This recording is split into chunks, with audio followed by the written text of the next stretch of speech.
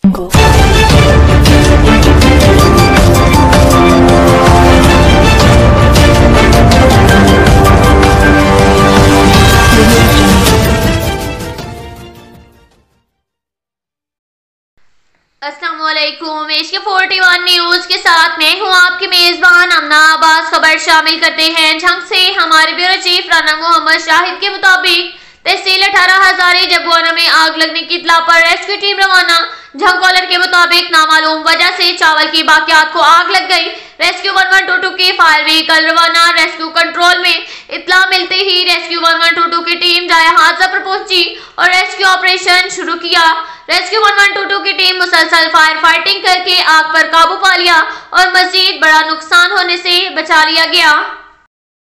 इसके साथ ही एक और खबर शामिल करते हैं झंग से। हमारे ब्यूरो चीफ राना मोहम्मद शाहिद के मुताबिक झंग तहसील 18 हजारी नवाकोट रोड गुलाबवाला के करीब हादसे की इत्तला पर रेस्क्यू टीम रवाना।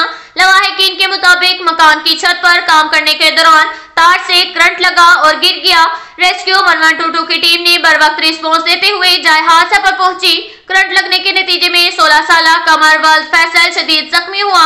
रेस्क्यू एहलकारों ने बर वक्त रिस्पॉन्स करके मुतासरा शख्स को इब्तदाई तिब्बी इमदाद फराहम करके तहसील अस्पताल 18 हजारी मुंतकिल कर दिया।